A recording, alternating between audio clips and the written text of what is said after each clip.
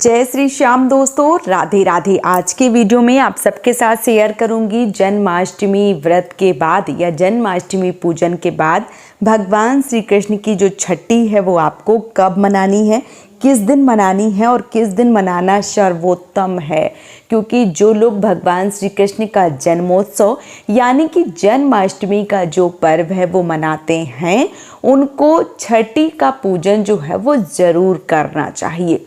छठी का पूजन जो है वो इस वर्ष यानी कि साल 2025 में छठी जो लाला की छठी है, जो भगवान श्री कृष्ण की छठी का प्रोग्राम है, वो कब करना चाहिए, किस दिन करना चाहिए। तो चलिए इसी पे बात जो है वो कर लेते हैं और आप सबको बता दूं कि जो छठी है वो किस प्रकार से पूजी जाती है, क्या क्या चीज़ें बनती हैं और कब छठी जो है वो मनाई जाएगी। जैसे कि आप सबको पता है कि जन्माष्टमी का जो पर्व है वो मनाया जा रहा है 15 तारीख को और 16 तारीख को। तो 15 तारीख को बहुत कम संख्या में लोग मना रहे हैं क्योंकि जो शुद्ध अष्टमी है वो 16 तारीख को ही मिल रही है। और कुछ लोगों का ऐसा मानना है कि 16 तारीख को रोहिणी नक्षत्र जो है वो कुछ देर के लिए मिल रहे हैं और कुछ लोगों का ऐसा मानना है कि रोहिणी नक्षत्र जो है वो सिर्फ 17 तारीख को है, 16 तारीख को या 15 तारीख को किसी भी प्रकार का कोई भी रोहिणी नक्षत्र जो है वो नहीं मिल रहा है। ऐसे में हर साल ऐसी असमंजस की स्थिति रहती है कि 2 दिन जो पूजन है, जो व्रत है, जो जन्माष्टमी का पर्व है वो मनाया जाता है। 2 दिन हर वर्ष होता है और एक दिन मंदिरों में, एक दिन गृहस्थ जीवन वालों के लिए जो जन्माष्टमी का पर्व है वो मनाया जाता है। अब साल 2025 की बात करूं तो कुछ लोग 15 तारीख को मनाएंगे, कुछ लोग 16 तारीख को मनाएंगे। यदि आप 15 तारीख को जन्म जो है वो करवा रहे हैं तो जो छठी है वो आपको 5 दिन के बाद, अगर आपके यहाँ किसी बच्चे का, जैसे कोई बच्चा जन्म लेता है तो उसकी अगर छठी 5वें दिन की जाती है तो आप 5वें दिन करें, नहीं तो 6वें दिन जो छठी है वो करने का विधान होता है। तो अगर आपने 15 तारीख को जो जन्माष्टमी का पर्व है वो मनाया है तो उस हिसाब से 20 तारीख को आपको जो कान्हा जी की छठी है, जो लड्डू गोपाल की छठी है, वो उसका प्रोग्राम जो है वो करना है। या 15 तारीख को जो लोग जन्माष्टमी का त्यौहार मनाएंगे, जो पर्व मनाएंगे, उनको 20 तारीख को छठी का पूजन जो है वो ज़रूर करना है। अब ऐसे भाई बंधु, ऐसी माताएं बहनें जो 16 तारीख को, 16 अगस्त को जन्माष्टमी का पर्व मना रही हैं, ऐसे लोगों को 21 अगस्त को जो छठी का प्रोग्राम है वो करना चाहिए। अब जो लोग व्रत पूजन कर रहे हैं या जो लोग जन्माष्टमी का पर्व मना रहे हैं, उनको छठी जो है वो विशेष रूप से पूजन करना चाहिए।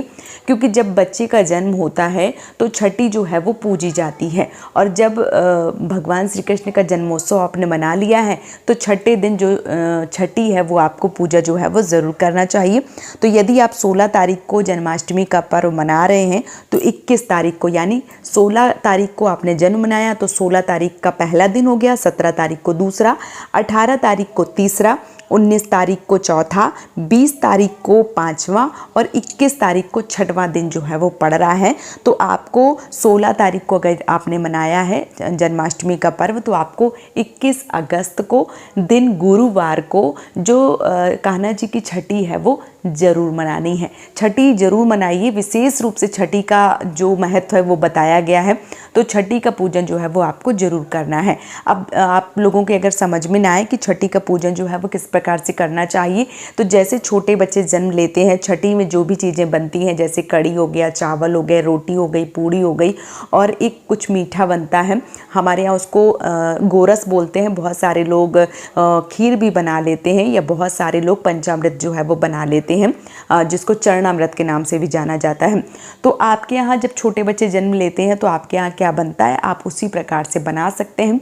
मेन है कढ़ी और चावल, ये ज़रूर बनते हैं और कढ़ी चावल के साथ साथ रोटी और पूड़ियाँ हमारे घर की प्राथमिकता है। हमारे घर का ऐसा विधान है कि हमारे यहाँ कढ़ी चावल रोटी के साथ साथ पूड़ियाँ और जो पकौड़े होते हैं वो भी बनते हैं और उसके साथ ही साथ गोरस बनता है, जिसको आप लोग दही में गुड़ और सारे मेवे जो है वो मिला के और थोड़ा सा दूध जो है वो मिला के बना सकते हैं। और ये हमारे यहाँ छोटे बच्चे जन्म लेते हैं तब भी बनता है, भगवान श्री कृष्ण का जब छठी होता है तब भी बनता है। तो ये सारी चीज़ें जो है वो बनाकर भगवान श्री कृष्ण का जो छठी का पूजन है वो किया जाता है। अब एक सबसे ज़रूरी बात, जो कान्हा जी की छठी होती है उसमें जो नमक है कढ़ी में, नॉर्मल नमक जो आप लोग घर में यूज़ करते हैं वो नहीं डाला जाता है। और अगर आप नमक वाला भोजन बना रहे हैं तो सेंधा नमक जो है वो डाल के आप भोजन जो है वो जो पकवान बना रहे हैं वो आप बना सकते हैं। जो नॉर्मल नमक है या जो आप अपनी रसोई में नमक का प्रयोग करते हैं वो नमक डालकर आपको जो भोजन है वो तैयार नहीं करना चाहिए। शुद्धता आपको विशेष रूप से ध्यान जो है वो रखना चाहिए। शुद्धता से ही भगवान का सब जो भोग प्रसाद है वो बनाना चाहिए। और बहुत सारे लोगों के ये भी प्रश्न आते हैं कि दीदी जो छठी है वो हम सुबह पूजें या शाम को पूजें। कई लोग जो कामकाजी महिलाएं हैं उनके ये प्रश्न आते हैं कि सुबह हम पूज दें अगर शाम को ना पूज पाएँ तो देखिए छठी वाले दिन यानी छठवें दिन आपको छठी जो है वो ज़रूर पूजना चाहिए। यदि आप कामकाजी महिला हैं और आप शाम के समय घर पर नहीं रहती हैं या शाम के समय ड्यूटी करती हैं या जो भी आपके सामने ऐसी परिस्थिति है कि शाम के समय आप पूजन नहीं कर सकती हैं, तो सुबह आप अच्छे से स्नान ध्यान करके साफ सफाई के साथ यानी कि शुद्धता के साथ सारी चीज़ें जो है वो बना लीजिए। बनाने के बाद में पूजा पाठ जो है वो कर लीजिए और जो छठी का पूजन है वो आप कर सकते हैं। यदि आप घर पे ही रहती हैं तो विशेष रूप से शाम के समय जो पूजन है वो प्रदोष काल में या गोधूली वेला में, जिस समय हम शाम की पूजा आरती करते हैं उस समय जो छठी का पूजन है वो किया जाता है। लेकिन अगर आपके सामने ऐसी परिस्थिति है कि आप शाम को पूजन नहीं कर सकती हैं तो आप सुबह भी छठी का पूजन जो है वो कर सकती हैं और भगवान श्री कृष्ण की जो छठी है वो मना सकती हैं। छठी जो है वो आपको मनाना ज़रूर चाहिए। आप सुबह पूजन करें या शाम को करें वो ज़रूरी नहीं है कि आप कब कर रही हैं, बस आपको करना है छठी, ये ज़रूरी है। तो आप लोग भगवान श्री कृष्ण का जन्मोत्सव मनाइए, छठी मनाइए और छठी वाले दिन आप माखन मिश्री का भोग भी लगा सकती हैं। देखिए मेरा ये मानना है कि चाहे जो भी पूजा हो, क्योंकि पूजा जो है वो 3 प्रकार की होती है, छोटी, बड़ी और मंझली। जिस भी प्रकार से आप कर पाते हैं, जो भी आपके पास समय है या जो भी आपके पास चीज़ें जो हैं वो मौजूद होती हैं, उसी प्रकार से आपको पूजन जो है वो करना चाहिए। ऐसा नहीं है कि मैं बता दूं कि 56 भोग जो है वो आप लगाएं लेकिन आपके पास जो भोजन है वो उतनी संख्या में आप नहीं ला सकते हैं, आपके सामने परिस्थिति जो है वो बहुत गड़बड़ है।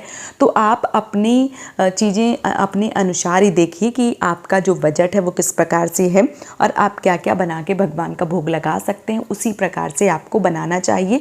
और जो भी चीज़ें बनाएं, जो भी भोग प्रसाद बनावें, उसमें सब में तुलसी दल जो है वो डालकर और भगवान जी की जो छठी है, जो लड्डू गोपाल की छठी का पूजन है वो आपको विशेष रूप से करना चाहिए। मनाकर देखिए, भगवान की छठी बहुत अधिक प्रसन्नता होती है और बहुत ज़्यादा घर की जो रौनक है वो अलग ही हो जाती है। भगवान से जुड़कर देखिए, भगवान को अपना मानकर देखिए, भगवान के सारे फंक्शन, भगवान की सारी चीज़ें जो हैं यदि आप करते हैं तो भाव जो है वो आपके बदलते हैं और आपके साथ भगवान का आशीर्वाद रहता है, तो आपके सारे जो कार्य हैं वो बनने प्रारंभ हो जाते हैं। तो ज़रूर मनाइए। बता दिया मैंने कि जो लोग 15 तारीख को मना रहे हैं जन्माष्टमी का पर्व, वो लोग 20 तारीख को छठी मनाएंगे और जो लोग 16 तारीख को यानी कि 16 अगस्त को जन्माष्टमी का पर्व मना रहे हैं वो लोग 21 तारीख को दिन गुरुवार को जो कान्हा जी की छठी है वो मनाएंगे। तो आपको बहुत अच्छे से ये जानकारी जो है वो मिल गई होगी।